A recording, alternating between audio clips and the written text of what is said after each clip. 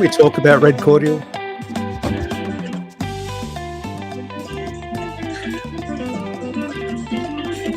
We'll just let it run a little longer. It's pretty groovy. It's a good I song. want to watch you dance some more. I don't know where you get that energy at this time of You night. only get a little bit of dance in each show. I got to stretch it out. Yeah. People will learn my moves. Teases. He does tease. And for those of you watching and listening along at home or in the car or in the office, this is the Camera Life podcast, proudly brought to you by Lucky Straps, handmade premium leather camera straps from Bendigo in Victoria. This is the random photography show. It's very random. It's already we've been preparing for this for an hour and it feels very random. And it's the 24th We're randomly February. late. Hey? We're randomly late too. We are Yeah, randomly sorry late. We about that. apologise for that. Keep you guys. going. That's my Yeah, fault. Sorry. that's We had how to push random it we back a are. little. We had some family business to sort out. That's right. That's Gotta right. look after the family. Yeah, unfortunately, Yelena, who keeps all of this ship running on time, Clearly. is has a dislocated wrist. So she's up at the emergency department getting it fixed. Yeah. And Justin's at home sipping a beer, chatting about photography. She's fine, we're assured. She's fine. She's fine. But look, this is episode 54, if you can believe it. And we are joined by a very special guest today. Obviously, we've got Justin. G'day, Justin, founder of Lucky Straps, and Jim. Hello. He does stuff too. Hi, Greg. How are you, mate? And we're joined by Grant Fleming. Oh, G'day, Grant. thank you. Hello. Hello. It's been a while. I mean, I've never been on this show with you before. I've been promised for so long that you would be returning, and here you are, the prodigal son. I'm back. He's back. I'm back. He's back. Back. If you guys want more of Grant, if you dig into basically most episodes between like 1 and 20, www.onlyfans.com/. that too. Feed of my Grant. thing. Yeah, it's just Grant. He's in there That's Grant. somewhere.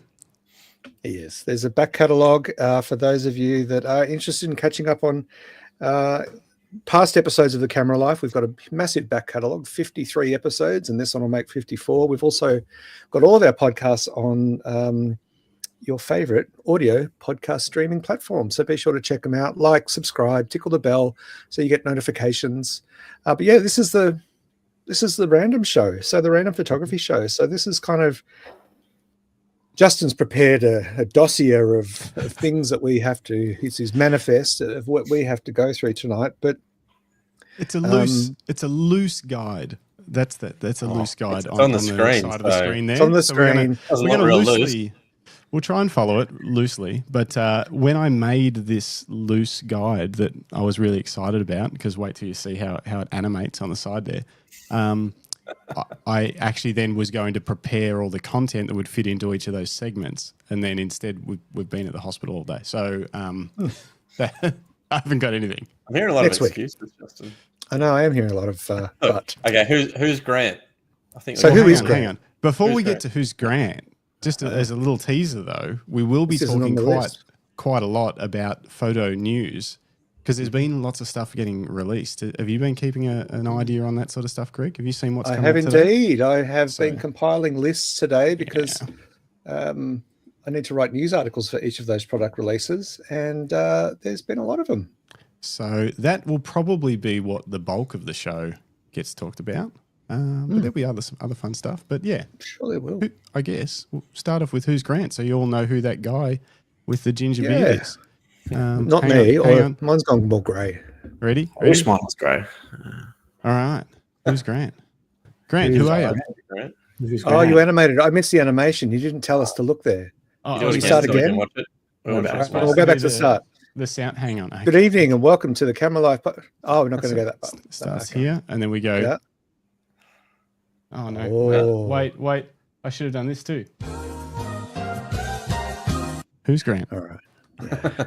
It's like a quiz show. It is a bit of a quiz. What do you show. want to know? I'm just. All right. You're- I'll ask you're some a questions around photographer. Why are here. you here? Why are you here, Grant? Yeah. Who are you, Grant? Grant, let's I go was back one a of the bit. co-founders of the You were the Camera Life podcast. Yes, You were. Okay, You were an avid Nikon shooter back then. I was. No, Was it? Oh was yeah. he? I swapped to Canon. Probably. Why did you swap?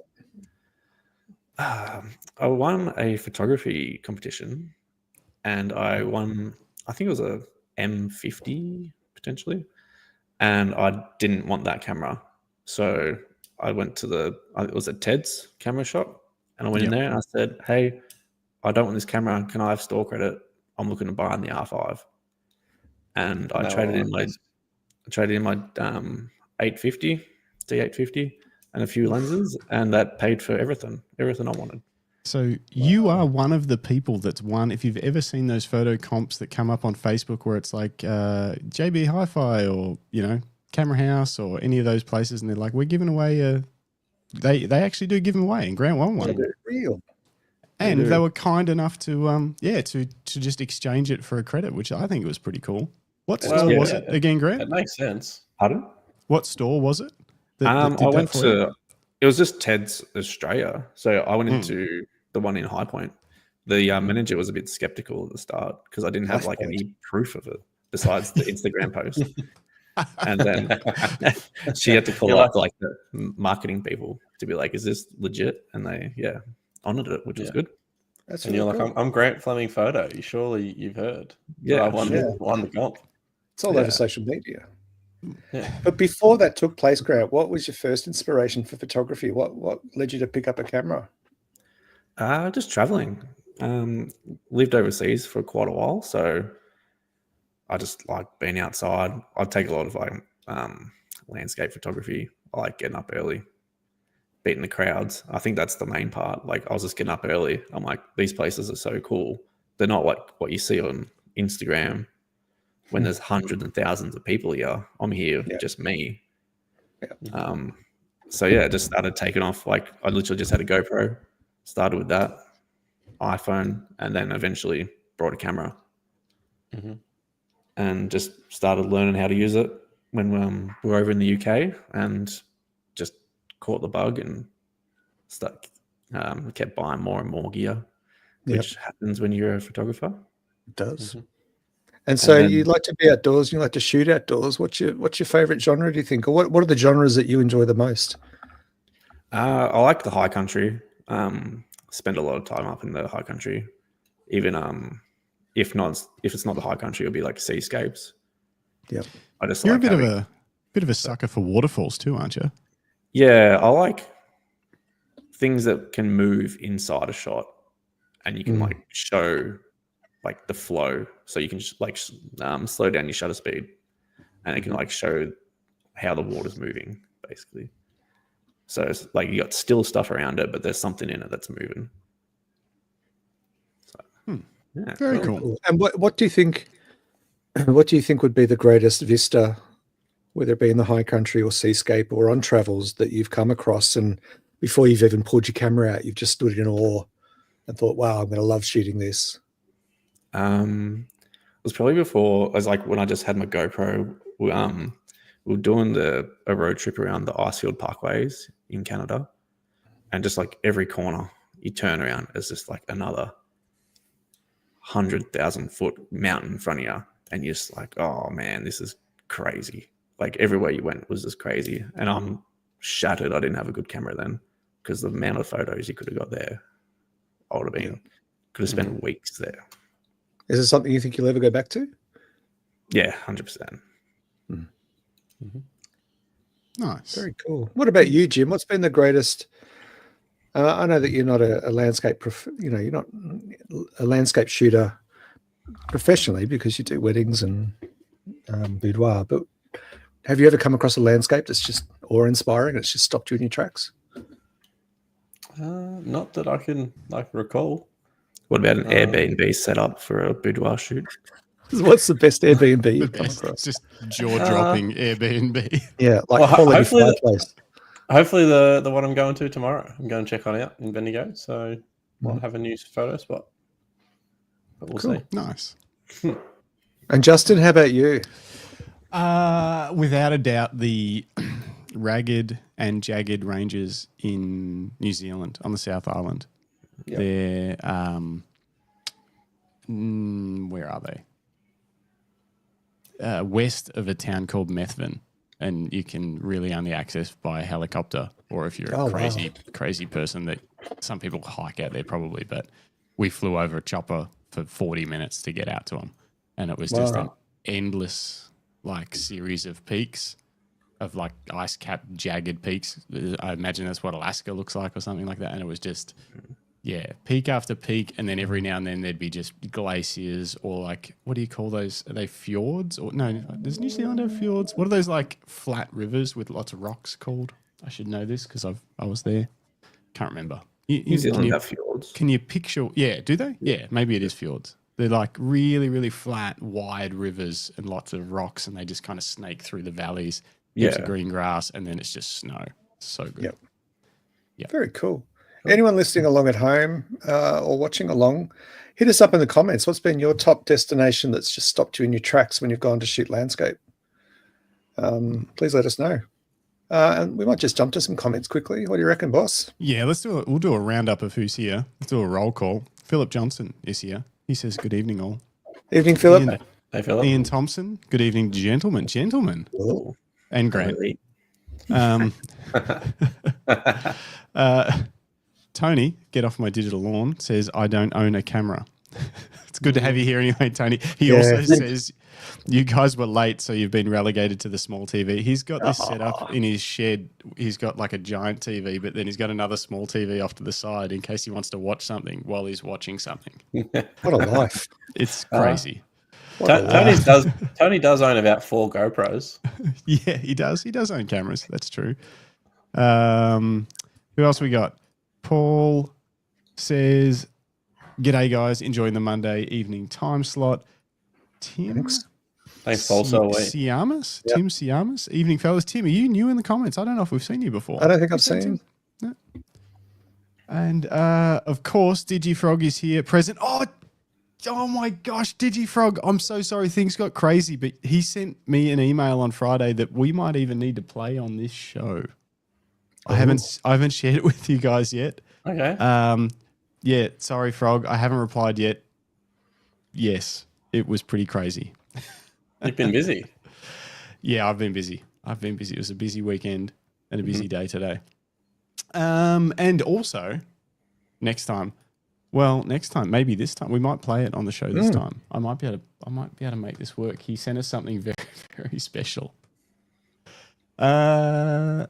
And speaking of comments, I was going to bring up some viewer comments from our YouTube channel because we've been getting a ton after the shows. Oh, yeah.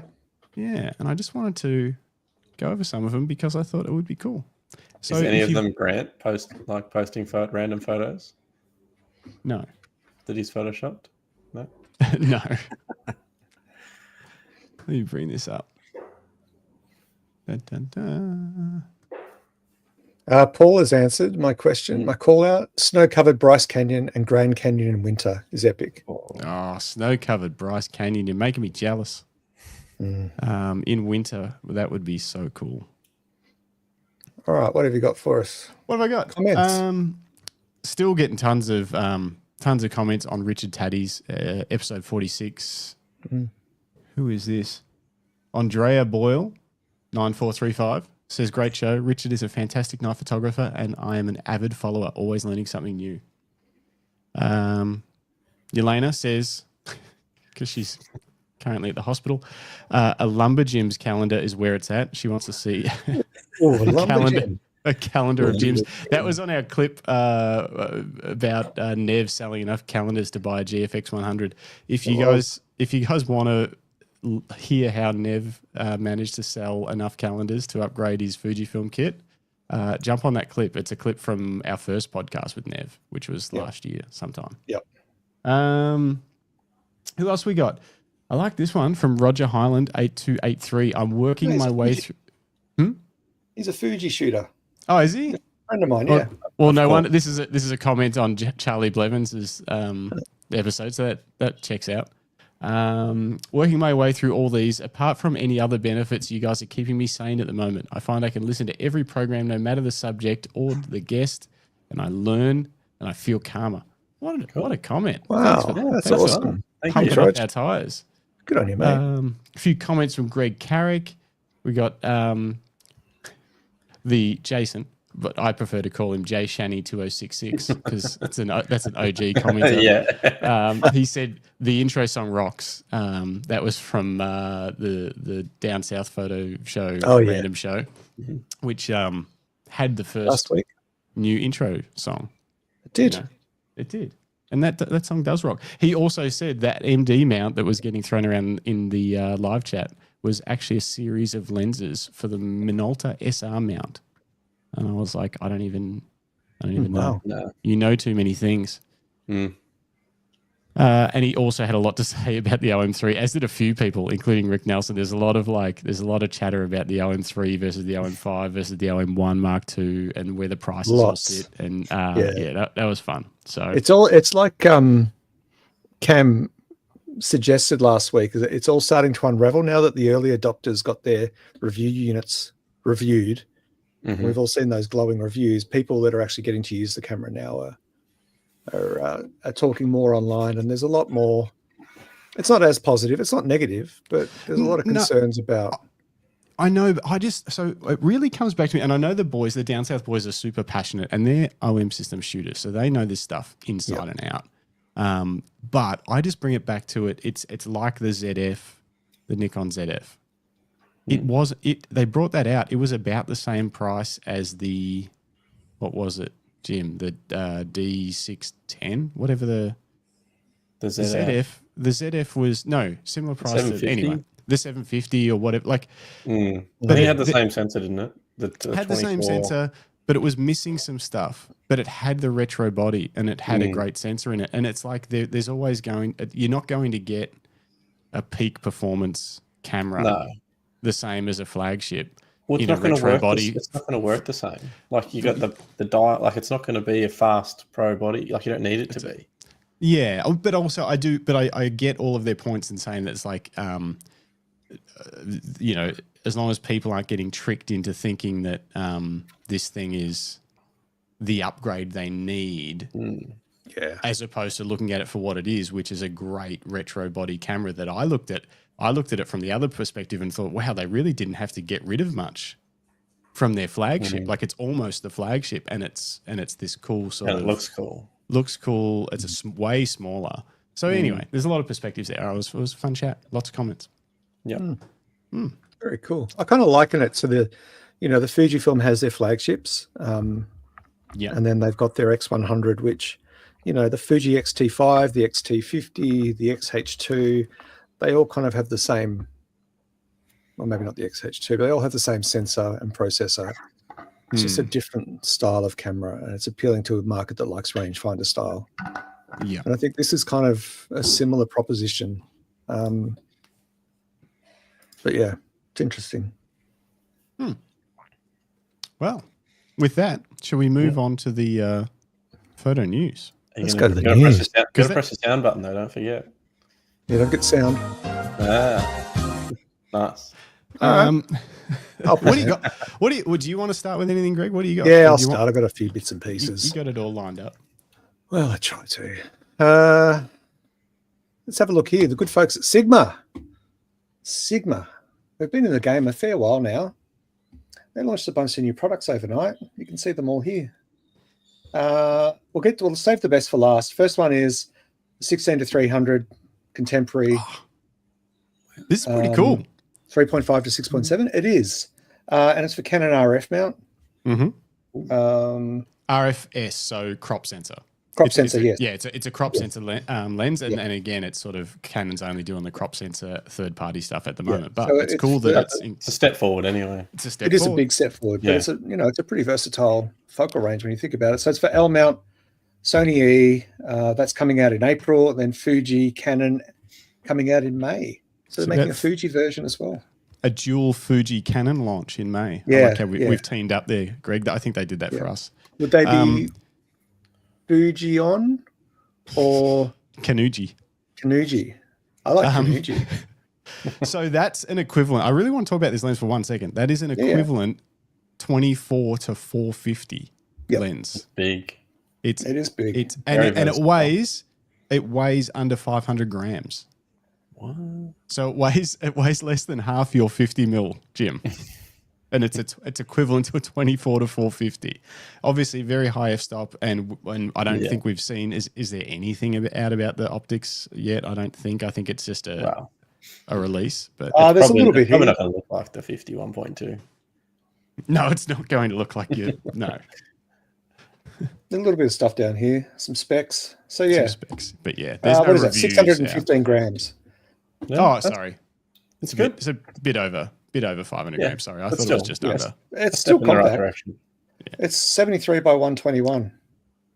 So it's still pretty small. I mean, it's got to small. pair up with smaller APS-C bodies, especially like the Fujifilm bodies. Like you don't. Yeah, you can't hang a massive thing You just off there. can't. I mean, you can, but I shot the Fuji XF 500 f4.5. Is it 4.5 or 5.6? Anyway, the big new 500 zoom on the XM5. That was a lot of fun.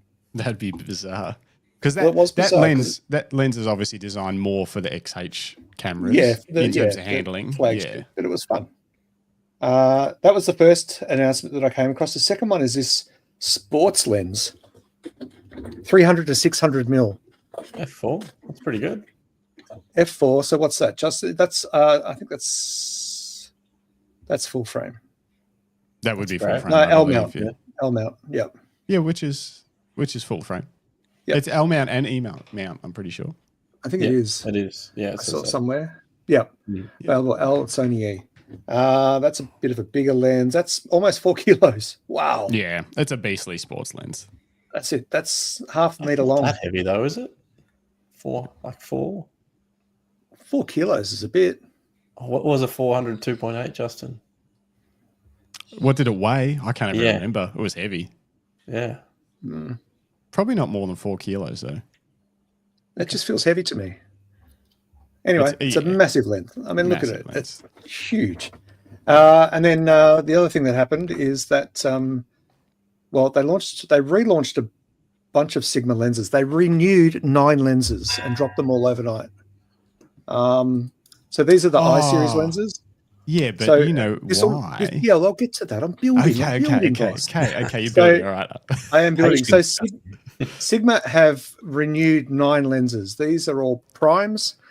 These are all I-series primes. They're for L mount, but they're also for Sony E mount. These already exist in the wild in black, in like basically a matte black. But Sigma are releasing them in silver and a new black color to match with something that's coming up. But basically, you can see, is there a list? Here. It says 17, 20, 24, second 24, 35, 45, 50, 65, and a 90 mil. So if you're a Sigma, if you're Sony E or L mount and you love Sigma glass, well, there's your prime kit. Pretty much covered. Yeah. And I assume, I don't know much about this line, but they look pretty compact and lightweight lenses. Yeah. I haven't gone into too many details just yet because I'm still writing up the news article. But the reason why they're bringing out a new version of the black, so the existing lenses are still there, is because they've announced a brand new Sigma BF full frame Apple product. It looks like an Apple product. It's so cool. It looks like a blend. Well, it looks like a blend between a Mac. I don't know that I can on this screen. It looks like a cross between a Canon Nixus and a MacBook Pro. It's so cool. It is so cool. Yeah. Too. Have you, Jim and Grant, actually, just before I ask you this question, this is funny. Tony says, Grant, can you let someone else talk? I don't even know what you guys are talking about. So have either of you seen this thing at all? No. Today? Zero. It only got released today. It looks, well, I need to find a bigger picture. Have you ordered one? Here we go. Oh, hang on. Let me just swap screen. Have you ordered one yet? No, I won't order one, but I just love the design. Yeah. They're having a crack at a new design and it's really cool. It's a uni body. So it's machined out of one piece of aluminium, the whole body. Yep. That's why I say it's like an Apple product. Yeah, exactly. They put a block in and they machine it out every time. Like it's phenomenal. So very minimal interface. That the thing above the above the thumb dial or whatever that's that's like a second digital screen. No, unfortunately, it's not like a touchpad or whatever, but it shows you like your ISO or whatever in like a cool little clean interface. That's it with the lens cap on. So the new lenses are the same black as this. Yes, and silver. Well, yeah, there's two. So there's the black one, as you can see here, with this new black finish, and then there's a silver version. Mm-hmm. But look at the top plate. The top plate has a single. That's it. Just the shutter button. Nothing else. Yep. It's phenomenally minimal. No way to screw in your. No hot shoe. No hot shoe. No. But no viewfinder, no hot shoe. It's wouldn't different need them, thing. I guess. Yeah.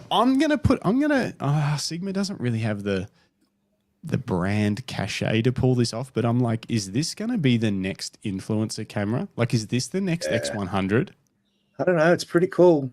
That's what I mean. Like, cool. if you're going to be in a photo with something, with a camera, that's a very cool camera to be holding.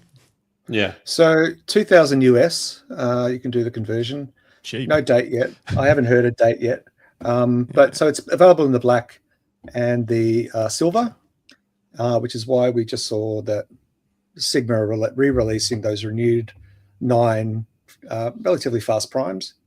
The biggest downside, Greg? What's that? It's only got one strap lug, and it's not even a full-size strap lug, so it can't. It can't fit a lucky camera strap. Yeah. Well, you can fit a wrist strap, Justin. I can make something that fits that. No, a wrist strap though. Yeah, but a single strap lug means you can't run a shoulder strap or anything without it just pointing down. I don't know. You'd have to do like a sling style. We don't have a picture of the base plate here. It's got a tripod mount. Well, if you can then screw in one of those lugs that let you attach the strap to it. You could, but you shouldn't. Until then, it's not going to be flat. It's still going to be on an angle.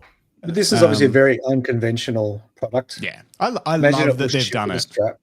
I love that they've done it. It's got solid state, like, what is it, 230 gig internal memory. Cool. So you just, no SD slots. It's just like, hey, don't even worry about that. Like, this is fast. It just works. And 230 gigs is plenty. Plenty for this camera. That's deep, isn't it? Yeah. It's got haptic feedback. Haptic feedback in the buttons. Yeah, for the buttons. So you can actually feel when you click. 6K30 is pretty good. Rick Nelson says, such a cool design. I could see it as a daily carry with a Sigma 45mm 2.8. Yeah, agree. Is that Sigma 45? Is that one of the I series where it'll have the matching colors? Must be. Yeah, very, very cool camera. Oh, why isn't it working? Sigma AF45. No, there's another No, contemporary. It's basically this, I'm pretty sure. Or maybe it's just the DG. Anyway, I'm pretty sure it's this one. Cool. Yeah. This is the original version. Brands releasing cameras like that can only help the industry move forward and progress with different styles of products. If everyone just always does the same thing. But that being said, I won't buy one. But I'm glad they made it. Yeah. Why not? Maybe you could exchange the Leica for it. Because it'll probably be $3,500 in Australia, and I've got another. I've got other stuff on my list, and you'll need lenses, which we'll talk about later. That's the Gear Talk section. I've got a few things in my shopping basket. We'll talk about that later. The next bit of news that dropped over, actually dropped over the weekend, but I was away, so I couldn't report on it. Canon announces a brand new camera. Yeah. PowerShot B1. Vlogging camera.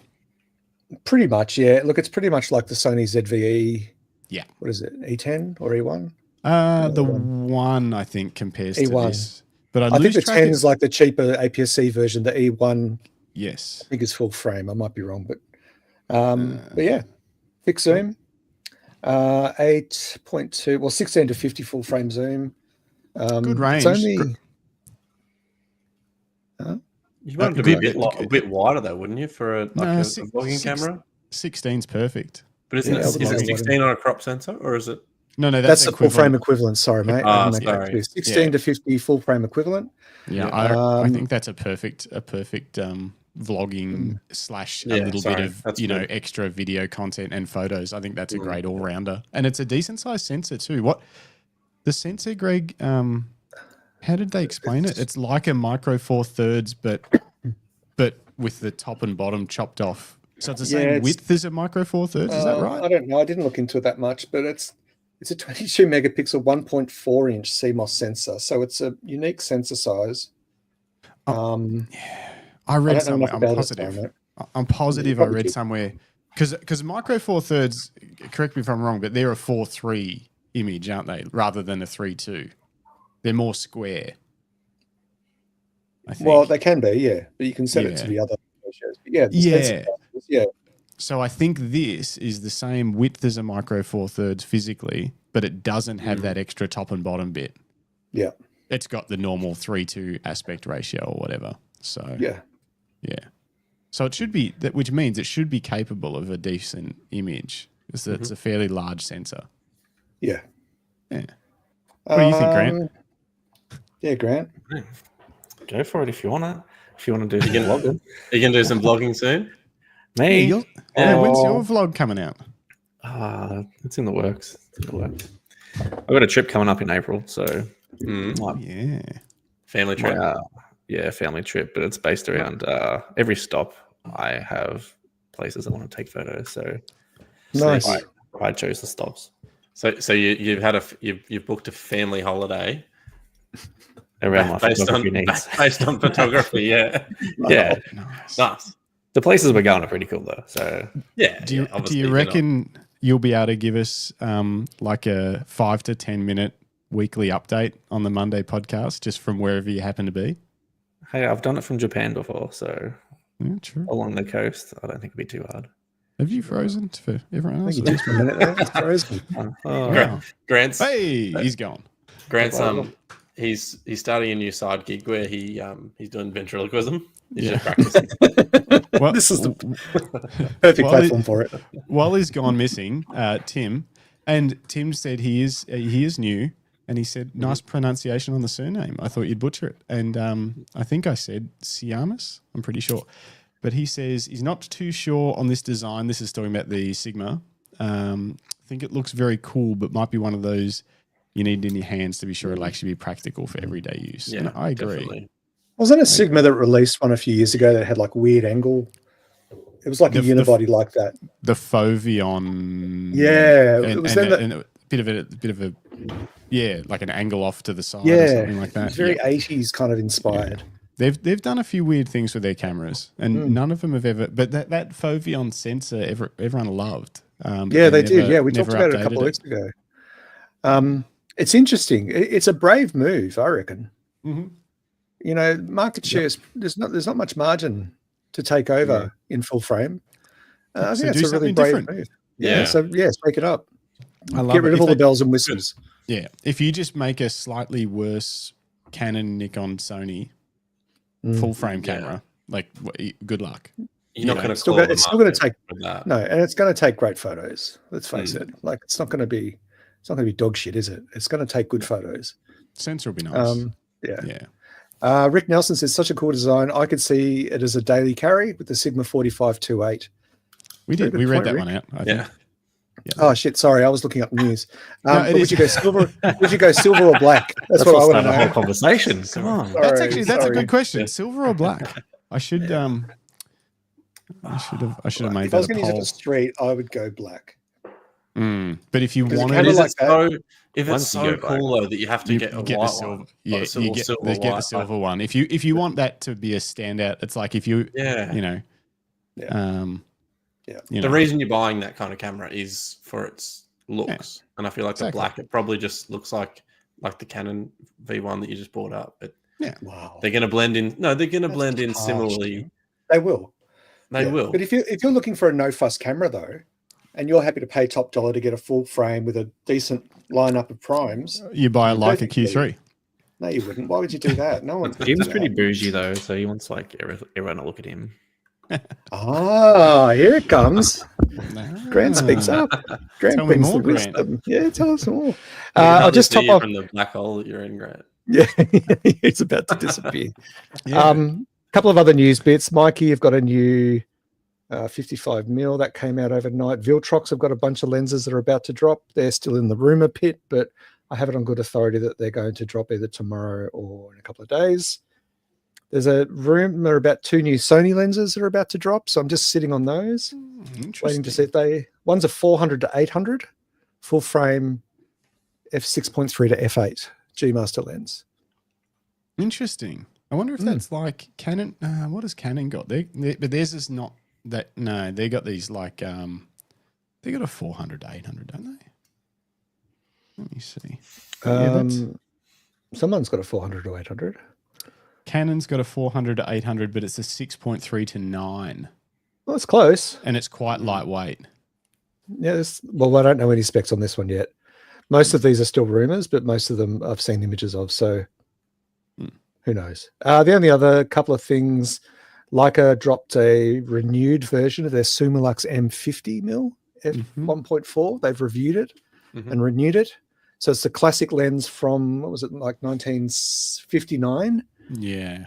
And they've basically rebuilt it from the ground up. It looks the same, but it's all modern, current gen, new optical profile in it. And it's just a classy looking piece of glass, to be honest. Yeah, that none of us can afford. None of us can afford. The only other two lenses that are on the radar, and Zeiss has actually hinted at this, that something's coming, but the hint is that it's going to be a 50mm f1.4 for Sony E at this stage, as far as I know, and an 85mm 1.4, both by Zeiss. I saw a rumor that Zeiss might be coming to Canon RF. Well, it might be the Zeiss Otis. They might be making them, which they've done before. Because they're manual focus? Is that why? I don't know any details on these lenses yet. I just know the rumored names and focal lengths. And Zeiss themselves have said there's something coming. Yeah, here we go. On one Canon rumors. So it'll be manual focus Zeiss Otis, but coming potentially, the official announcement coming February 25th. So they will probably have a licensing agreement with Canon to use the communication protocols for like aperture and stuff like that. EXIF data, that sort of thing. Yeah, but not focus. No, because Zeiss Otis lenses don't autofocus, do they? Yeah, they're all manual focus. I don't know. So Canon are still holding. So they're holding on to the focal. They haven't allowed anyone to make a full frame autofocus lens. The only one was Samyang, and maybe another one tried for a little bit, but they got shut down. They went around. They didn't actually get fully licensed through Canon. Yeah. Now, the reason why there has been such a flurry of news kind of pretty much overnight and a little bit over the weekend, we're going to see that for the rest of this week and leading into the weekend ahead, because the CP Plus 2025, which is the International Camera and Photo Imaging Show, is being held in Yokohama next weekend in Japan. I wish I was there for it. Justin, you've let the team down. Next year we're going. Yeah, you didn't get the call. You didn't get the call, Greg. No, I missed the flight. Oh, Justin and I are flying out next week. Yeah, whatever. So it's on next week's podcast, we're in the snow with beanies on. just be crickets here at the South Yarra office. So there's a lot of, it's a huge trade show. I've got a friend who's over there at the moment. He works with a couple of brands here in Australia, so he's managed to go over and call it a family holiday. A bit like your story, Grant. Yeah. It's taking the kids to a trade show, but they're toddlers, so that's going to not go well. So there's going to be a lot more industry news. A lot of brands have hinted at announcements throughout this week, so stay tuned. And we'll try and bring you the news again next week. We'll give you a bit of a roundup of what's been happening. But there's a lot of product dropping, which is great for the industry. It's great for us. It delivers choice to photographers, but it also choice drives competition of price, which keeps the prices friendly for most, which is what I love about it. That's the news. Anyone else got any news? That's all the industry stuff that I had seen. Enough of that. No, that were the main things that I'd seen pop up that were exciting me. We've got to wait till we get to the things, Greg, on the side. Oh, yeah, sorry. Oh, we're going to move on to image review. Let's move on. No. I mean, I've got news, but it's Gear Talk news. So I don't want to get ahead. We're talking. Right. We can't. Yeah, no, you got to stick to the dossier. Yeah. Well, before we move on, we'll just cap this off by Rick Nelson says, for street, I would want the black. He's talking about the Sigma bodies. Yes, thank you, The Rick. black. But as a daily carry to show off the silver would bring the conversations. Yeah, agreed. Yeah. Sounds like you need both. Well, he's a man. He works in the camera store, remember? But then you'd need a set of the lenses in each color also. I don't see what the problem is. Well, no, Bruce Moyle, you'd go with street lens, and then you'd have like the black one with street with maybe like a even a 24 mil. I reckon it'd be good. That's my preferred focal length, 23, 24, and then something else for the silver. It's not a crop sensor though, Greg. It's not a crop. Oh yeah, it'd have to 23, be wider, 24. It'd be 35. Yeah, I want wider, 17. What? What? No, the other way. Oh no, it does go the other way. Sorry, The other way, 35. Yep. You're a 35 man. I am. I think, but a cropper. Never mind. On a Fuji X Series, a 23-24 is about a 35 full frame equivalent. Yeah. Yep. Okay. Yeah, we got there. Bruce Moore says good evening, and Hey Bruce. Paul says friendly is not how I describe the prices. Yeah, it's a fair call, Paul. But imagine if there wasn't competition, it'd be so much worse. Fair enough. That's the news. If we do move on to the next official segment, which is image reviews, since I was a little busy, I don't have any of that stuff lined up. So I emailed you a Dropbox link. I know, but I'd have to download it and do all that stuff. But you might be able to just share your Lightroom or whatever. Do you have any? What shoot is it? Do you have any of the car photos? That was a fun shoot. That was a fun shoot. Not edited, unfortunately. I forgot. That was what I was supposed to bring. I had a busy day. I was in Melbourne most of the day and then had to get back and get a sneak peek ready. I see. Anyway, moving on to image review. I gotta find a new sound effect. I like it. It's cheesy. It's cheesy, just like us. So I don't have any photos. Oh, I probably do. Not really. I don't have many photos that we can review. But do your job for you. Try and bring yours up if you can, Jim. Or Grant, have you got anything lately that we can look at? Or not lately?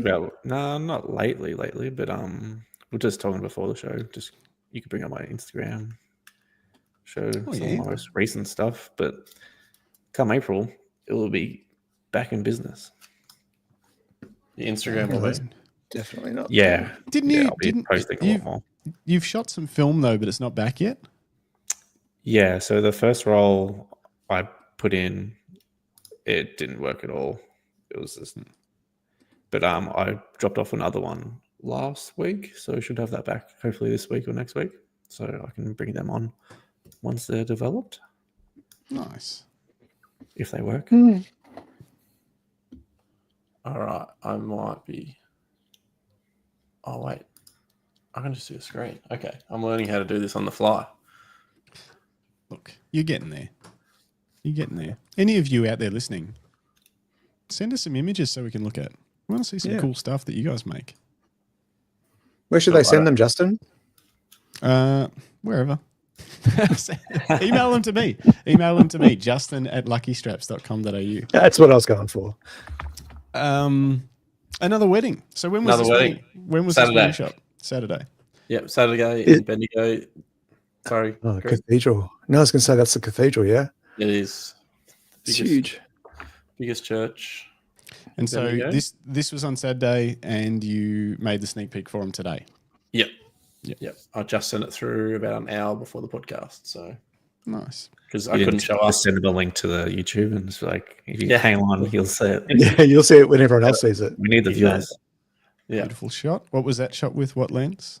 Okay, I can tell you because I'm in It's the thing. It's the 105. Oh, yeah, that's the 135. I switched up because it's such a long. Yeah, sorry, it's the 35 to 150 Tamron. The 35 to 150 Tamron. So even at 135. Even in the church, you were happy to take the penalty of a zoom just for the flexibility? Just for when they were walking in. Yeah. Actually, no, I shot the whole ceremony like this. So I shot the 20 and the 135, which is not what I'd normally shoot, like 28, 50, and 105. But you keep saying 135, but you mean the 35 to 150. So just for those listening. Yep. Yeah. So the 35 to 150. Super glued it at 135. Yeah. So the 35 to 150 Tamron, which is an f2 to f2.8 zoom. Yeah. Very handy Nikon lens. system. Yeah. It's a very cool lens that they made. Look at that shot. That's amazing, Jim. Have you been in there before, Greg? So I know I photographed the outside. I've never been in. I was too scared I'd be struck by lightning or something. So you're technically not allowed up here, and not this wedding, but the last one I had there. There was a different person in charge, and I asked if I could go up there, and he said absolutely not. So did you fly a drone in there? No, this wasn't this wedding. This was another wedding, and then this wedding, I asked a different person who was in charge, and he said, "If you don't ask, you can't." If you don't ask, you can. And I said, "Okay, I didn't ask," and I just did it anyway because nice. It was worth it for this shot. Yeah, it's a great it's God's work you're doing. So I think much trickier when there's only one person there, though, because it is a long walk. Some of these would look great in black and white as well. Yeah. So they're awesome. Very it's nice. such an impressive building, black isn't it? and Because it's on that hill. It just towers over you like it's falling on you. Yeah, the sun's generally in a bad position though. Everyone wants to do photos on the steps, and the steps is always in full sun. So, but yeah, this is back to the 105, the 50, and the 28. Right. So basically, once you're out of the ceremony, you're swapping from the zoom back to the primes again. Yeah. Yep. Why? It's still on two bodies. Yeah. I just prefer to shoot at like lower apertures, and I really like how sharp this 50 is. Like it's crispy. This was 2.5, and it's not going to load, is it? It is. Yeah, they're pretty sharp. So and like edge to edge as well. Whereas like some of the other. Tim also shoots with the Z8, and he says he's got 24 to 70 2.8, and so what's this? The 70 to 180 Tamron rebrand Nikon. Yeah, I don't know what that means, but 70 to 180, and I'm thinking about getting the Tamron 35 to 150 to replace both lenses. Do you think it would be worth it?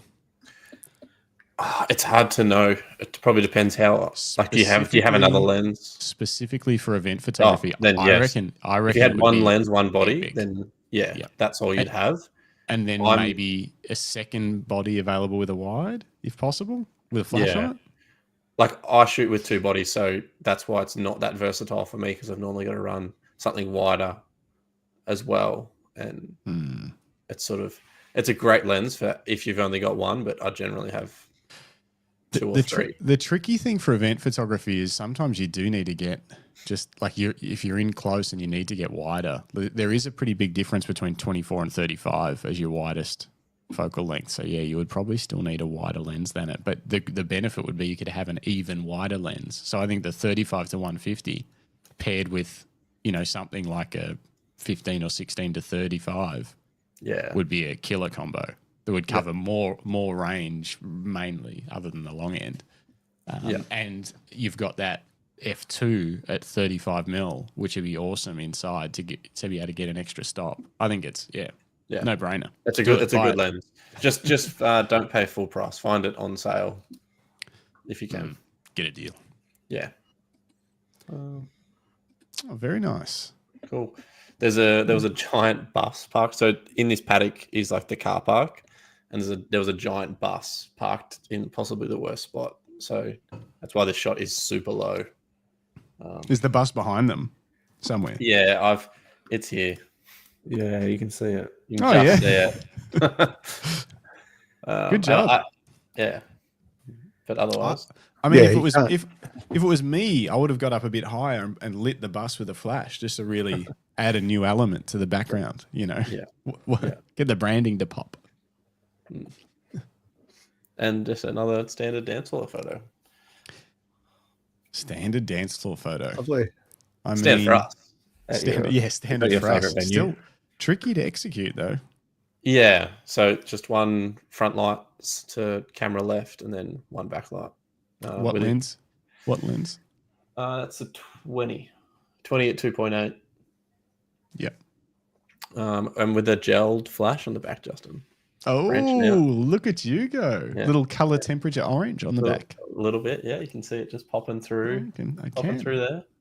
Well done. Cool. Very nice. Cool. What do you got? Actually, I left one photo in, Justin, because I knew you would I knew you'd have a go at me about it. Which one? You didn't. This one. I might have been reading comments when you brought it up. Probably. Right. Well, I don't. There's only one thing. I mean, the hedge is cutting his head off. Yeah, that one. But also, I don't love a little bit of. I guess it doesn't matter. A little bit of a bend in her arm, and I probably wouldn't have tried. I would have tried not to include the brown grass at the front. I know you can't do anything about the back, but I probably would have tried to. I guess I would have gone. I probably could fix that slightly lower so that the hedge was going through just under their shoulders. But I mean, it's a formal shot. It's like it is what it is. It was hot, and we were pushing. Yeah, you gotta. The player's comfort is far more important than where the line of the hedges is. I reckon at that point in the day. Yeah. You don't want a grumpy groom. No. Or a sweaty bride. Cool. Done? Cool. Well done. Very nice. Yeah, well, I've got nothing, but we can have a look at You got something, Greg? I've got a few, but we want to jump to Grant's first. We haven't seen Grant's work for a while, so let's jump to Grant's. Let's whip it out. It's probably still the same as last time. No, I'm kidding. you reckon you haven't posted anything for 18 months? No, we went out a while ago. Remember, went on the canola fields for a little bit. Drove around for 2 hours, took one photo. You've been doing auroras, Grant? Yeah, I did see some auroras. EFOP. Oh, yeah. EFOP, yeah. So this was 19 weeks ago. Yeah, this was the weekend of... Yeah, it was Beef-Up weekend. So when the aurora was jumping. It was. Yeah. Got a lot of people excited in Bright. I don't know what were we together before this gym, before I headed out here? I think we were out for dinner. And then I was like, we were. I'm going out. Like every time there's an aurora warning, I'm like, nah, it won't happen. Then you see photos the next day and it definitely happened. So I'm like, nah, I'm going out. And when while I was taking this photo, I was ringing Jim, being like, you need to get here right now. Yeah. And I got Where there was it? There was nothing. Where is it, Grant? This is Lake Epilock, so it's 20 minutes out of Bendigo. Could you see it? Could you see it when you were just standing there? Yeah, at this stage you could. You could actually see it. And did it move at all? Like I couldn't see it moving. Like you see like the videos of the Northern Lights, how it moves. I couldn't see it doing that. But I don't think it does that. I think it shimmers a little bit. Or Greg, you saw it at BFOP, didn't you? Yeah, I did. A little bit, but we were in town, so it was pretty bright. I was standing right next to the fire pit. I wasn't leaving that fire pit, so there was a lot of light, a lot of pollution. But I could still see it. Like I held my little X70 with its struggling 16 megapixel sensor up, and it saw the light. So it was pretty powerful. So your settings here, Grant, so you're in the R5 with 16mm 2.8. Your settings were ISO 800, f2.8, 15 second. Did you experiment much with your exposure settings? And do you reckon you got it right? Did you have to do much in post? Did you just Photoshop that glow in there? Or I think I just made the foreground a little bit brighter, and that was all I done. Yeah. But I didn't really change from the settings because I was like, this is something that doesn't happen very often, and it disappeared very quick. So I was I was just trying. By the time I got there, it was gone. Like, I was trying to pump not gone, but it was. Yeah. This is when Jim was here. Yeah. And the clouds started coming through. You can see them going across the top. So still pretty amazing shot. Like that's very, very cool. To like the left of the photo, there was probably 20 cars there. Was there? Yeah. You can probably they're probably one behind the tree. Yeah, I think I positioned it just right. Yeah. So not to get anyone there. Everyone was out on that point, and this was probably the shot by this point. I think Epilogue's the place to go. We went driving around one night when it was supposed to happen. It's like it's just so hard to find clear skies. You just need to commit. Epilogue, there's a lot of light pollution from the caravan parks and stuff. But you need to find a spot and commit. Within 20 minutes of Bendigo, that's your best option, really. Yeah, absolutely. I just mean that it's still not perfect, but it's pretty awesome. No. What else you got for us, Grant? Oh yeah, the canola shot. Canola? Yeah. That was when we drove around for 3 hours and done nothing. We did. I never made a video out of that, but I've got the footage. Yeah. That's a focus stacked photo, I'm pretty sure. This one. Love a good focus stack, yeah. Yeah. And that's handheld. Do you do a lot of photo stacking? When I do photos like this, I do. Focus stacking, yeah. When I do photos like this, I do. Just to get the foreground and the background both sharp. Crispy. I think, But having the R5 now, you can just handhold. With the image stabilization combined with a pretty fast shutter, you can, That's so good. I remember when that was first a thing, if you had a 1 series camera, like a Canon 1DX or something like that, that was when people were first like, you can shoot a handheld HDR photo. Remember when HDR was a thing? Because the sensors, Canon sensors weren't good enough to capture, enough dynamic range. So you would have to shoot 3 or even 5 photos all, one stop apart, merge them in like a weird Lightroom plugin that would sometimes freeze. And then you would have to try not to make it look fake. With editing, which most people did not succeed with. Those HDR days were truly a fun time for photography. Well, that's the modern version of that is like real estate. Yeah. Where everything's just clean, white, perfect. Edited, perfect. Yeah. Fake. So that's the modern version of a HDR, I feel.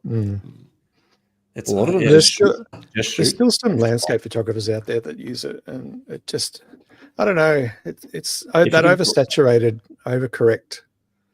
If the viewer can't tell that it's been done, then that's they've executed on it perfectly. Like if I see a landscape photo, I don't care if it's been stacked or not stacked or whatever. But if you can tell it has, you're like, ugh. But what's that one in the middle of the stars? It's the galactic core, That was another Aurora attempt. Yeah. I think it was with another Jim one you again. dragged me out for. Yeah. Epilogue again. Yeah, we met Joel Bramley out there too. He's a Bendigo legend, I'd say. He's got photos Bendigo. Big Photography legend. Bendigo photographer, Instagram guy, He's always shooting all the stuff. Would you say, Grant, that you only shoot at Epilogue at nighttime? Or do you sometimes around Bendigo, I haven't really ventured out lately. So it is close to home. Did you shoot that on your iPhone, Grant? Josh DeRouge Constructions. He wasn't sure. Yeah, the iPhone 12. It's got a good camera. There's the cathedral. Where? In the middle there. I was going to say that's the capital. Oh wow, it is. That's a good shot. Did you shoot that on your R5? I just asked the host, and they just said, "Just get up there." So you're allowed. You're allowed to go up there. So that was just that was the balcony above the one that Jim shot from for that wedding. Was this the balcony at KFC? Yeah. So you flew a drone around town. I did. Did you have to get permission for that? I did not get permission for that. Okay. Well, you're moving on. You're outside the city boundaries. Moving right along. Yeah, very cool. Love the colors in these photos. Bright is always beautiful. Speaking of bright, show us your 4 favorite photos of bright. Let's go. Bruce says he believes the BFOP Aurora was organized by Nick.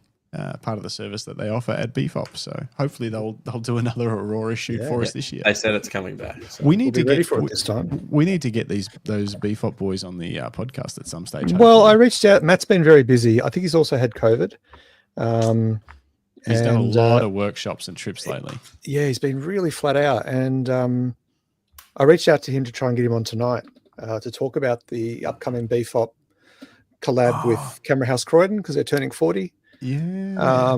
But unfortunately, he's a bit busy, so we'll get him on soon. Don't worry. I've got a Thursday morning slot saved for him. Nice. But getting in touch with Matt Crum. Matt, if you're listening, please answer my calls. Seriously. If you're listening, you probably shouldn't be. You should probably be asleep or something, given how much work you're currently doing. But that Croydon thing sounds very cool. It looks interesting. Yeah, it's like a little mini photo festival. Get it's everyone like a together. Pub crawl, but with cameras. That's what it sounds like. I might have to try and get down to that. If there's any tickets left. Okay, cool. What else? Nice collection. Nice autumn colours of bright. That's that's the cool. photo. Was that the winning photo? Yeah.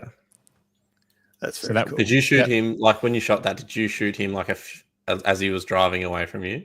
Like a few, as in, did you get him closer and then you got him further away and you were like, no, that's the shot there?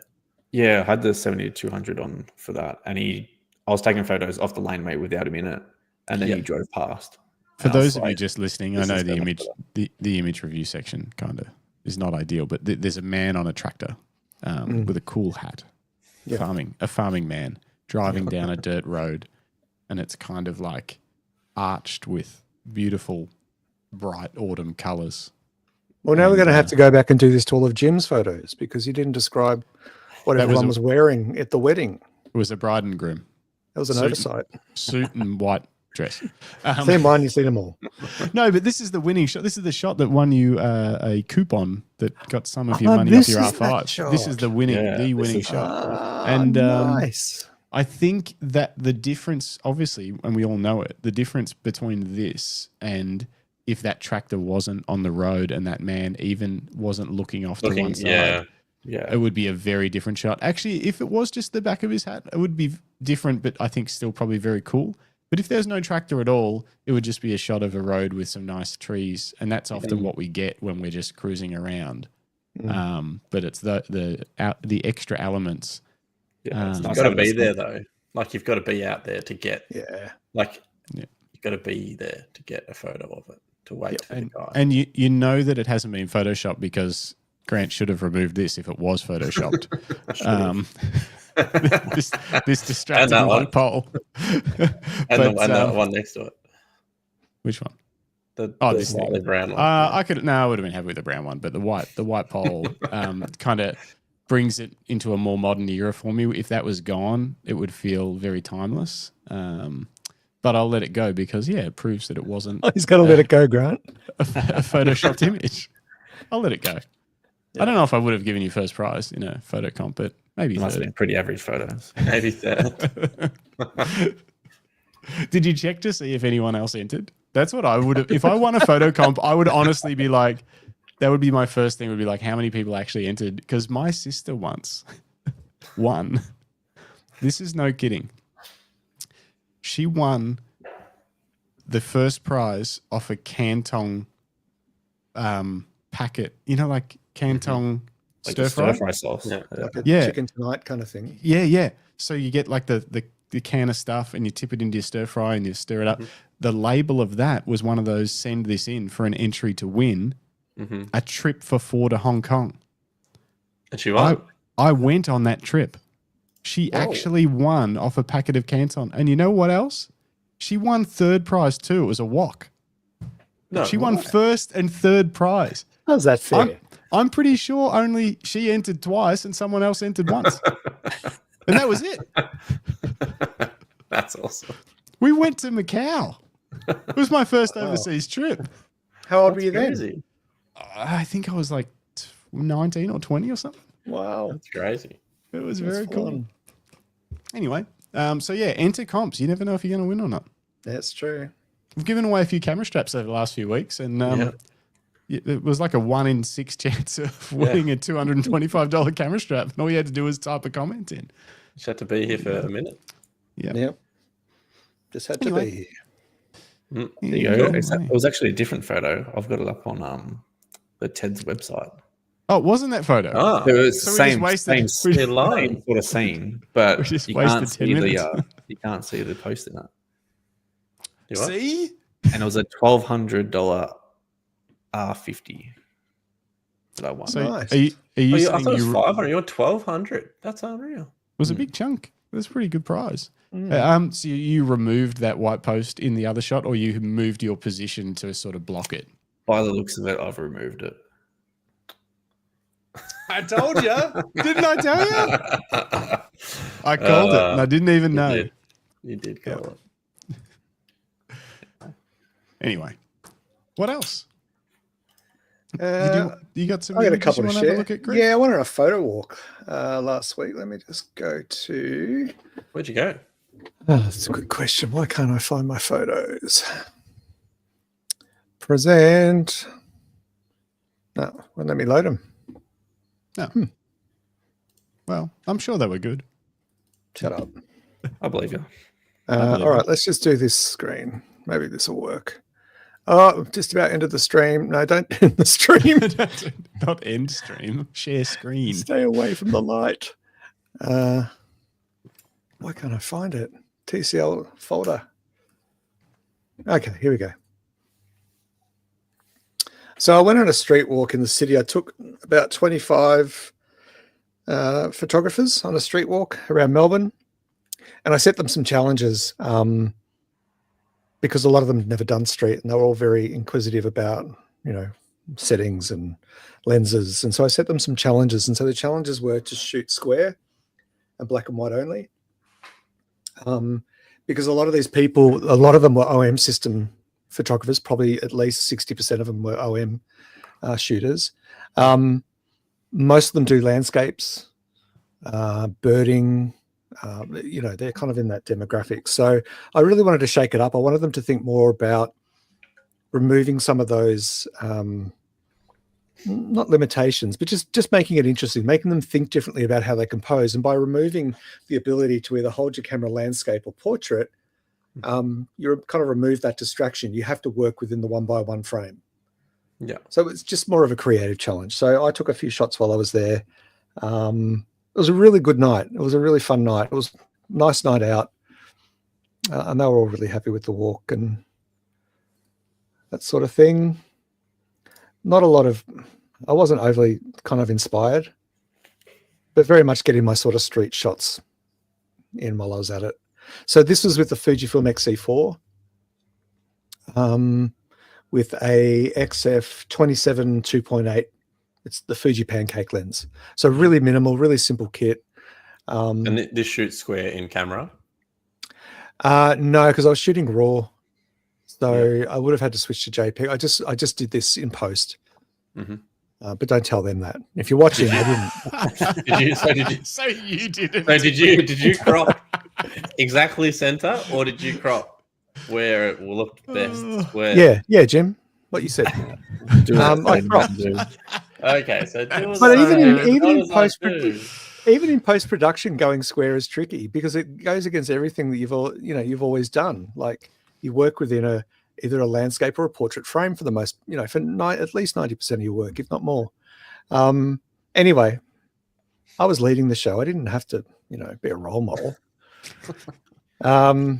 I just like the color, and these guys were having a fucking blast. That's cool. That's they were so excited. I think it was their first time on bikes. Yeah, I was. It works really well. And that punchy green coming through. Especially against despite the green as well. Yeah. That was a security guard earning his wage doing nothing. This is one of my favorite shots from the night. That's cool. The orange people were dancing. Have you guys ever seen the orange people in Melbourne? No. They're like Hare Krishnas, and they dance and they play bongos and ring bells, and usually there's a procession of them. There's about 10 of them this time around, and this guy was really into it. They sing songs of love and flowers and shit.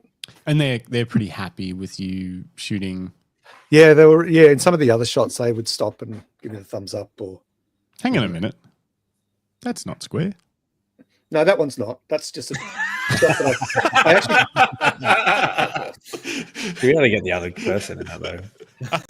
But yeah, I needed that guy in the shot. This was before I met up with the group. Before I set the rules. Oh, yeah, fair. Okay, no, that's cool. That's totally good. It's not black and white either. No, it's not. But I just like the contrast between the two guys, like in their mood and their dress, and their, he's happy and big and loud, and the other guy's kind of in this corner, and I like the typography in it. And did you try it? Did you try it in black and white? I think I did some others. Yeah, I think I did some others in black and white. Not this shot. Not that one. One's in this sequence. Yeah. Yeah, there might be one in here. Not back to square. This is very. Yeah. This was before. This was at the start of the night, but it's the time it's out of order. Whatever. Oh, another one. This is square. What are you people talking about? Oh, look, I'm done. This is square. Hang on. Go back to the one. Go back to the one that's the illegal photo that's not square. No, go back to That's that. cool. I really like the exact spot where that guy is in that frame is nice. Like the other two colour. frames forward. Yeah. The other color, that Illegal one. photo. Yeah. Like he's perfectly positioned in that photo. Yeah, this is a fairly typical approach for me, where I'll find a really nice background. Like, I mean, look at it. You've got gorgeous light. You've got grime. You've got decaying tiles. You've got bits that are lit up, bits that are dark. I haven't touched any of that. The color palette itself too is it's almost beautiful. I cinema. for this shirt. Yeah, it's almost Filtered. filtered. Kind of similar to that green. It does. That's what I mean. It looks like it's been color graded for a movie or something. Yeah. Leading lines heading towards him as well. Yeah. And so this is a common approach that I take with street. I look for all of those elements, especially leading lines, and where light is just falling beautifully. I mean, look at the ceiling where the lights are casting these kind of arched glows, and you've got this guy coming through who looks smart, and he just had a good physique about him that sort of fitted with the shot. Like there's, I don't know. Yeah, it worked for me. Notice, Jim, too, that the leading lines don't chop straight through his neck. Yeah. Which I think is quite nice. Technically, it does go through his head. Yeah, but no, that's fine. No, it's totally fine. Absolutely. It's perfect. Back to square and black and white. And these were the poor fuckers on the Frankston line who just got told that their train's going to be an hour late. Oh, no. They just had to sit there on the hot day in the train. And in those, that looks like an old train too. Yeah, it wasn't anything sparkly, that's for sure. Yeah, cool. Melbourne's got some sparkly trains. So anyway, that's just what I did last week. Nice. Very cool.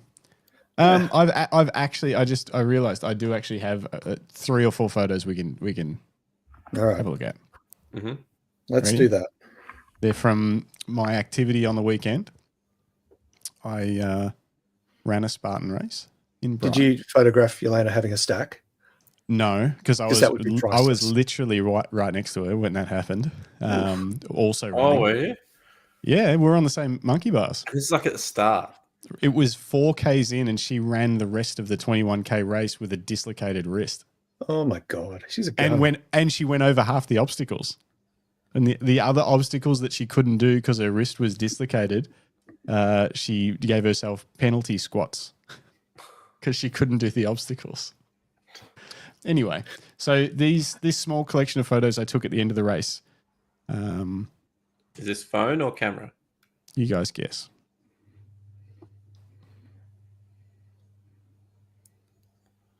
Square black and white, eh? It's portrait. I got your memo, Greg. I was like, I need to get on it.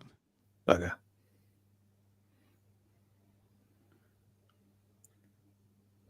That guy rolling his ankle. And that's it. Cool. Just a few little shots. I got some photos from the Spartan this weekend. You sure did. But yeah, they were all just on the iPhone. Quick black and white conversion. I actually didn't realize how easy it was to do a copy and paste on the iPhone. So I edited this first shot, and then I just copied the black and white settings across. Oh wow! And hang on, can I zoom in on that? How does Zoom work with these things these days? There we go. And it's not pretty good. Yeah, it's not a DSLR, but it's pretty sharp. It's pretty sharp. And which iPhone is this? 15, I think. It's like pretty new one. New one. It's got the multiple lenses. So like the first shot, that's with the wide angle lens, which is why it's got the distortion down the bottom. But I wanted to get the inflated wrist. That much. Yeah. So and the paint face. And the stuff in the background. So you can use the wide angle. And the other cool thing with the iPhone is you can choose your standard lens. You can choose it to be 24, 28, or 35 mil. So when I open my camera, it defaults to 28 mil, which is what this would have been shot on. This photo, which is to me a normal focal length to operate on. This I cropped to square because it had some boring stuff behind him. It was just a quick shot. This guy got a very, very fast time. He would have been on the podium, but because he wore these headphones, he got a 6-minute penalty, which knocked him off the podium, which is why I took this photo. I thought he would want to remember the time that he missed out on getting on the podium because he wore headphones and that was against the rules. Did he know that, or he just? It was talked about, but no one really knew for sure. And then, obviously it was a real thing. So did you get a 6-minute penalty? No, I didn't wear headphones. Oh, okay. I'd want to talk to everyone. I was running past people running past me. You want to be like, g'day. I think Matt had headphones in too, didn't he? Matt had headphones in. I think he got away with it because he wore a hat. Ah. Anyway, I'm sure this is riveting content for all the photographers out here. It's just sorry. Justin's we'll move on. But anyway, I take photos on my phone quite a bit. But what I forget to do sometimes is make them a bit more intentional and do a quick edit on them if I enjoy them and actually treat them like a photo I've taken on a camera. I think I dismiss them too many times as I just took that because I wanted to remember it or whatever. Yeah. I don't put that little bit more effort in and make it a little bit more intentional. And they do take great photos, and it makes me want to get that little Leica thumb grip for my camera. Same. I was just thinking of it. Yep. Yeah, I why not? It might make shooting with your phone a lot more fun. And that if not, you'll look great. And that brings us to our next segment that I call Gear Talk. Cool. I should go get something from my camera bag. Oh, because you've been buying stuff. All right. While you do that, we'll talk about we'll talk about what's in my shopping cart. Oh, I knew this would happen if there's not 4 of us on here. That's all right. We'll just have to deal with this for now. Oh my god, we're the big heads. I want to buy a film camera. I shot some film the other day. Jim had to take some photos of a car for a friend. And so I took my Nikon film cameras and borrowed one of his lenses because I haven't got any lenses to fit them anymore. And I shot a couple of rolls. There was half a roll left in my Nikon F100, so I shot the rest of that. And I shot another roll. But it got me thinking, and I don't think I want to buy lenses for those cameras, autofocus Nikon lenses for those cameras. So I think I might buy a Canon film camera. And I found a nice little, but like an SLR, not a. Yep. No, hang on, they're all SLRs. An SLR. An EOS like 1N, so an autofocus SLR. Because I really think the manual focus film camera that I want in the future is a Leica, but I can't bring myself to buy one of those right now. No surprises there. It's a lot of camera. I love the rangefinder style of focusing, but there's nothing else to buy other than Leicas. Like, what else do you buy? Someone help me out. What's cheaper that takes a nice image? So anyway, in the meantime, I'm thinking of buying, and I want you guys to give me a stamp of approval, a Canon EOS 1N. It's one of their later film cameras, but not the latest. The 1V is way too expensive. They're like $1,500 for some reason. They're very sought after. They're the last film camera that Canon made. So this is probably the second last. Almost lost my microphone. And I think I'm going to pair it with Canon's EF50 1.2 that was an iconic lens right up until they went to mirrorless, and then they brought out their newer 50s, which are sharper and stuff like that. But that lens has beautiful character. It's got some quirks and stuff about it too, but I can get my hands on one pretty cheap. What do you think? Do it. Yeah, you reckon? About why wouldn't you do it? I like Grant. You usually do it. Grant's like, how much? What's cheap? You're a smart guy, Grant, because I just said cheap. It doesn't mean it's actually cheap. Cheap adjustments. It means I want it. Compared to his Leica. No, $800. $800 for the lens, which that's a very nice lens, and I actually think it'd be fun to do a comparison to my new RF50 1.2 lens on the digital cameras and just see like what's the difference these days for something that's a third of the price. Do like a back-to-back comparison. Yeah, and just look at the back of the camera, see which is. Yeah, close enough. And then the camera itself is $350. It's very clean. Oh, yeah. Wow. What, you reckon too much, Greg? No, I think it's a good price. I think go for it. Yeah. That lens is always going to be worth that money. It might. So will the camera. A little bit. I think so, because I don't think, like, where are they going to go? And I think people will want to use those film cameras. I mean, it is autofocus, so it doesn't have the same, and it's auto winding, so it doesn't have the same. You know, some people really want the older style, the fully analog. But there will be people that want something that's a bit more automated, shoots really well, and yeah. My theory is if it's worth it to you, and it's exciting you about photography, and it means that you'll get out and explore a new craft or a new part of our craft, then do it. Film is exciting me at the moment. I'm really keen to get some rolls done and get down to Lumina Labs. Yeah, and if you drop a couple of $100 on film, and then you realize that actually it's not for you, well, you've learned a lot of stuff. That in itself is priceless. And if you look after your gear, it should hold its retail value. Yeah. Yeah, especially exactly. now. I think with film gear, I was messaging with Joel Alston, film photographer, about film cameras the other day, and I need to get him on a Monday night show to talk film bodies, and maybe him and John from Lumina Labs, and he was like, dude, you can't overthink buying film. I'm paraphrasing, dude, bro. You can't overthink film cameras too much. He said none of them will be for life. It's a journey. You just buy them and sell them. If you look after them, you won't lose much money. Yeah. And you'll slowly figure out which ones are, suit you and which ones don't. He's like, but don't overthink it like you're buying this camera as the last camera you're ever going to use to shoot film, because you won't. And he's like, that's a good way to look at it. Like he's completely changed his kit recently. Yeah. And then he was like, also, I've got a Hasselblad for sale. I was like, That's why he was sweet talking you. Bruce is just damn, that's cheap compared to what they were when they released. Mirrorless and mount change just destroyed EF mounts. That's right. It completely devalued the lenses, which is why there's some steel. So there's the original 35mm Canon lens, because they brought out the 35-2 in EF as well. So there's both of those, but the 35 original would be totally fine for film.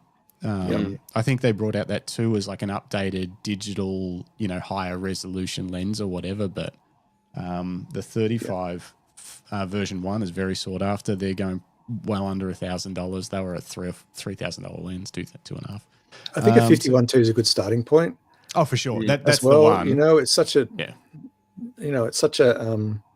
a classic go-to lens when you're starting out in photography. Almost, when you're starting with a new camera, the first thing you want to try and do is get a fast 50mm. And I think that's a good way to start, and then you can build on it from there. And you know what this means, Jim? You can borrow my. You can borrow my F100. Oh, cool. But the only lens you've got that'll work with it is that 20 currently.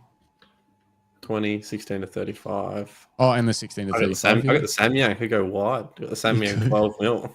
Yeah, because it's manual focus. That one would work too. So Nikon F mount spanned a very wide range of cameras, obviously for a long, long time. But their last series of primes, which is funnily enough what Jim shoots a lot on now, is their E series of primes. And the E series, the way that it opens and closes the aperture doesn't work with older generation F mount bodies. So they're stuck at a certain aperture. Whereas the G series, which was all still pretty new, the G series lenses all work fine. Yep. So cool. Anyway, fun fact for people that. What are you hiding, Jim? What did you get? What'd you buy? I bought a new flash. Oh yeah. Oh, you got it. Was it the one with the auto kind of robo flash? Yeah, look, robo it just does flash? it by itself, just like this. Oh. No, but it's pretty good. Look, it goes past, so you don't even have to. Remember how you used to have to spin them around, and then do like go that backwards. Well, yeah, you can just have it there, and then you can just flick it straight back. So and then you can use that little front flash, to fill in. So it's a little front flash there. You can take that off. I call that front flash the red eye maker. You see that? Mm-hmm. So when you take that off, what does that do? Well, then it's got which is supposed to be the focus assist, but it doesn't work for me yet. But it could be my Z8. I've tried all the settings I can think of. I can't get it to focus beam, and there's people online that are saying that they can't. Someone said that theirs was broken, had it replaced. So hopefully mine's not broken or just doesn't work. But really why do you remove that fill flash? So that I'm pretty sure that so you can get a focus beam, because this part I don't think has a focus beam. So the focus beam assist is under there. Oh. So that's like the little. Interesting. Have you used it yet? Yeah. I used it on the weekend. It was good. It's like so far it's better. So my other flash is that I use on camera is like an SB910, an old Nikon, be 10 years old now. And yeah, this is heaps better. Doesn't jump around. This will just stay zoomed at whatever zoom you want. Whereas the other one used to change, go to what your lens was zoomed to. It was quite frustrating. Okay. Yep. But it does have little magnet mounts. Magnet mounts. Oh, so, for the modifiers and stuff. And gels. Cool. So that's why you used the gel. So that was your backlight for that dance photo. You used the gel on because you got your new gel kit, and that's why it was actually a smoother. You could tell that was a nice smooth. It was light coming from behind that bright group. It was because the Fresnel lenses on your traditional speed lights throw out kind of an ugly pattern towards the edges. It's like square, and it also drops away sort of quickly. Yeah. Comes with everything. Well, sorry, this was an optional extra that comes with everything. But that's good. I'm happy. Good. Nice. Glad to see you're already putting it to use. You been buying any gear, Grant? Not for a long time. Not for a long time? No, I haven't for a while. What's next on the list? What's next? I actually got to start shooting again. So once I start shooting, that's when the wants and needs will come in. Yeah. Well, you probably don't need anything. Your kit's rounded out now, isn't it? Like, tell us, like, what are you shooting with? What are you going to take on this epic trip up the coast? 16 mil, the 2.8, 24 the Canon. Yeah, sorry. Well, shoot on R5. R5s, which means all the lenses are Canon because sorry, because no one else is allowed to make them. Yeah. Then I got the 24 to 70 2.8. Yeah. And then I've recently, the most recent purchase was the 70 to 200 f4. That lens is sick. And it's a cool little lens. I'm very happy with it. What weighs more, your 24 to 70 or the 70-200? 24 to 70. Yeah. That lens is, that 70 to 200 f4 is so small. Is that the one you got on loan, Justin, and you tested? Yeah, I did. I borrowed one for a little while. Yeah. I didn't. Did you buy it? I want to buy it, but I didn't want to sell the 2.8. I mean, I use 2.8 a lot when I shoot mountain biking in low light. But on the other hand, I also can't justify owning two 70-200s. That's insane. So I ended up deciding against it. But man, it is, if I didn't have to shoot in low light at fast shutter speed so often, because often, you got to shoot at 1600th, or maybe you can drop it down to like 1200th.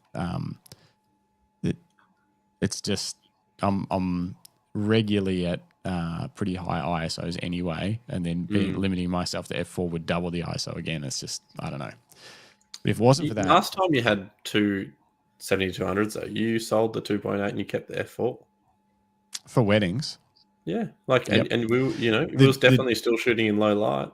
The difference is with weddings, you can go way slower shutter speeds, and true. I had a prime to go with it.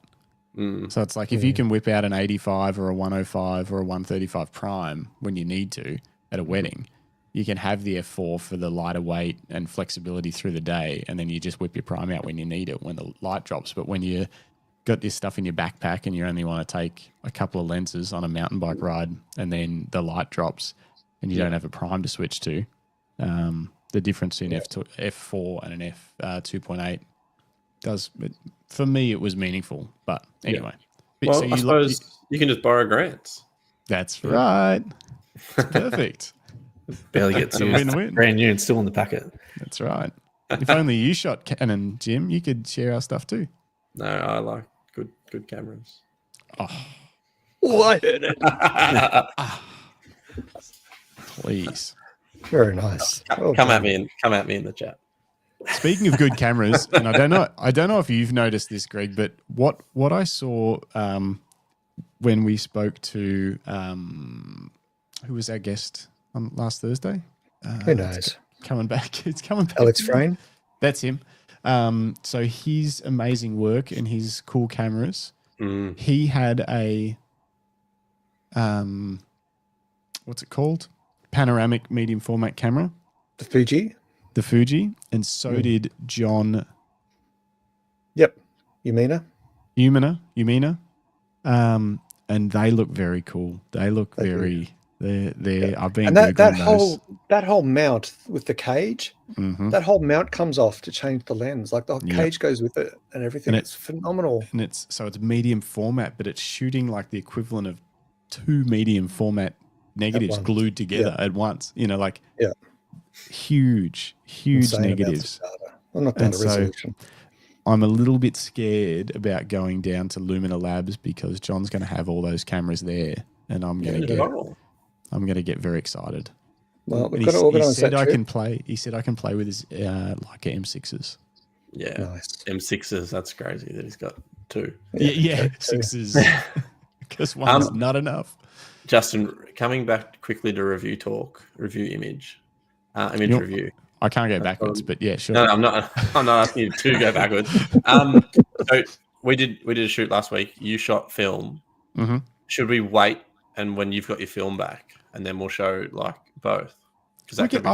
We can have a quick look. I don't think I'll have any shots from that. No, we'll have a quick look like when I get them back, but I don't think there'll be much to compare. But yeah, I think it'd be good to look. I think we should. I think that's important. Yeah, but maybe we'll hold. So I won't maybe show mine until yours are back. Okay. That sounds good. Still side by side. Have you sent them away? Yep. Yeah. Have I? No, I haven't yet. No, okay. I was actually wondering that. I was like, will these be the ones that we go and develop in person? But I think no. I'm going to send them off now. That'll help me get a bit of a beat on, get them back from John, get a bit of a beat on where I'm at with film, and I'll get this new Canon in the next few days, hopefully. And so you've said yes. Look, he's sitting there in messages. Okay. He's have you left him on red? Yes, I have. So and I've tentatively made a plan to get that 50mm on Wednesday morning. So it's kind of happening. But I did want to pretend you guys were having a meaningful impact on the decision making, but it's pretty much done. Thanks, mate. But I'm glad you validated my choice of buying yet another camera. And yeah, I want to put a few rolls through that and then head down to the lab and develop those and have a bit of fun. Have you got a camera you can shoot some film with, Greg? Do you find you a film camera? I do. I've got one of those cheap 35s. Is it a Fuji? No. Huh. I said cheap 35s. That's why I said a Fuji. Shut up, Jim. No, it's it's like one of those ones that comes with a roll of film. Not disposable, like it's reusable, but it's pretty basic. Yeah. Pretty plastic fantastic. So that's all I've got at the moment. I've been shooting with. Okay. Oh yeah. Nice. And then I've got another one that the father-in-law gave me, and it's all autofocus. I think I sent it to you the other day. There's a few different lenses in it. So I'm excited to try that. Yeah, a full kit. It's got a full like flash and everything with it. Have you got any film for it at the moment? No, I don't. No, do you need I'm waiting for this. Yeah, I'll when I get this next roll back, I'll. What are you, like a film deal or something? I got some in my fridge. I've got a few rolls floating around. He's a pusher. Yeah. They've been on ice for probably 2.5 years. Been on ice. So someone needs to use them. If you don't pay for them, you'll be on ice. Yeah, I think we'll all shoot some film and we'll get down to the lab. Yep. And we'll develop some film with John. I think it'll be eye-opening at how much we rely on image review. I don't. Clearly. But my horizons will all be slightly tilted. They will be. Yeah. It's just how I roll. Yeah, but that's because you're carrying a GoPro or something and a cup of coffee and you've got your big dorky gloves on. No wonder you get crooked shots. Hey, you've got gloves. Yeah, I didn't say I'll wear them. Wait till this Melbourne winter comes around. You won't take them off. No, we'll need them then. You'll have them on inside. Yep. Is that the end of Gear Talk? Yeah, and I don't think I have a screen for after that, so I guess we just call it. Have we asked you, Greg? Do you have anything new? You got anything? Yeah. No, I sold a bunch of stuff, and I gave away a couple of camera bags. That's what I need to do. Clubs. I'm going to have a gear clear out, I think. I need to, and it won't even be much, but it'll just be like little stuff that's been laying around. You know, it's not like going to be big cameras and lenses and things, but just stuff. Speaking of which, did you get my parcel? Oh, I did. Thank you very much. Yeah, I thought you'd like them. Some better quality straps than the ones you use. Got some straps for product comparison videos that I need to make. Greg sent them up. I'm very excited. And the drone case, the battery case. I thought that might be handy for all those drones you've got. Yeah, and the little hot shoe thing and stuff. Yeah, thank you very much. Yeah, they're just all perfect. It's just trinkets. Just trinkets. No, they're product development. It's in full swing. Yeah. Got some fun things in the works. Very cool. Yeah, no, I don't. I've just been shredding gear. I got rid of most of it, which is good. I've got 2 big bags left, which I've donated to camera clubs as prizes. Nice. That's it. That's it. Rick Nelson says a customer gave me a Yashica Minister D 35mm film camera as she didn't want anymore. It's fully working, so a new camera for you. That's cool. Cool. Happy I think that's what I want to go and pick up. I think I want to go and pick up a 35mm point and shoot, like a Yashica, even an earlier Fuji, something like that. What's the really Contax T3? What's the like famous one? Contax T3? I don't know. On all the cool kids. You know what? Hey, you know what I've recently found? Let me pull this up as the last thing that I've actually been enjoying. Speaking of YouTube reviewers, we chatted a lot about YouTube reviewers the other week and how it can be hard to trust YouTube reviewers sometimes because you don't know, one, if they've sort of got any ulterior motives, or two, if they're just busy and they're just trying to get a review out and they maybe don't have the time to really look into, a particular product. But Taylor Jackson is someone whose reviews I've always enjoyed because he is actually working wedding photographer as well as a YouTuber. He shoots hybrid photo video, which is what I learned a lot of stuff when I was slowly trying to learn video as a photographer. So that was quite useful. But also, he's funny. He's got a weird sense of humor and he's funny. And he started this new channel. His other channel's pretty big. Yeah, I've watched that before. Yeah, so this new channel, he's only got 236 subscribers. And so like his first video was this, which is I'm watching Leica M6 trip, and it's an hour and 10 minutes of him shooting film on an M6 and a couple other cameras, and he talks about the different film he's using, but he's not an expert. He's like, I might be the first person to ever incorrectly load film into a Leica M6, and he showed the film that he like mangled up in the it's just it's quirky and fun and a cool channel, and I'm glad it started. Cool. So if you just want to watch someone shoot some film that isn't claiming to be a film guru, they're just doing what we're doing, where it's just playing with it. He's got some cool cameras and tries a different film stock, and he's in Iceland in the Leica M6 video, which is obviously always fun. Very good. Cool. Nice. Very nice. I think we'll call it. Are we done with gear talk? Do we have a music? Do you cross it off the list, or did you not? You didn't. No, I didn't make the final. Didn't do the final. I'll make us big for the end of it. Where are we? Let's just go anyway. Finally, Paul says Tiny Olympus MJU2 35mm compact was brilliant. Secondhand ones now up around $800. Yeah, we had one of those. Expensive. Had one of those when the kids were little. Really? Yeah, it's funny how some cameras get like a bit of a cult following, and the price just goes up. So anyway, cool. Well, I think on that note, we're going to call it a night, guys and gals, and everyone else watching along or listening along at home. This has been the Camera Life Podcast, episode 54. Yeah, and it's so good to have Grant back on the channel. It's clearly late. I'm back. Yes, definitely. Oh, back. Yes. But this has been the Random Photography Show. Please make sure you like and subscribe, and keep an eye out. We've got a show coming up this coming Thursday. We'll be back here yelling at your eyeballs and earballs every Monday night and every Thursday morning Australian time. And we all hope that you have a great few days ahead. We'll see you Thursday morning, and until then, get out and hunt the light. Yeah. Thanks, Philip. Thanks, Try some Bruce. film. Thanks, Tim. Thanks for watching to everyone. If anyone does want to buy a camera strap, I should do an ad just right at the end here, because that's the best time to do an ad. If anyone does want to buy a camera strap, don't forget you can get 15% off with the code Justin, or the code Greg, or the code Jim. There is no Grant code because he's only been on the podcast once. Yeah, got to earn it. You've got to build up. You got to earn your code, and if you use one of these names, you'll get 15% off, and also we'll know who the best person on the podcast is at life. So use code Justin for 15% off. One last thing, Tim. Sorry. Get the new lens. Get it. Oh, 35 to 150. Sorry, I feel like I didn't answer it well enough before. It's a good thing. It's very versatile, and it's sharp. It's very sharp. So it's a good thing. Cool. Good advice. All right. With that. All right. Are we all done? Are we all silent? Done. Yep.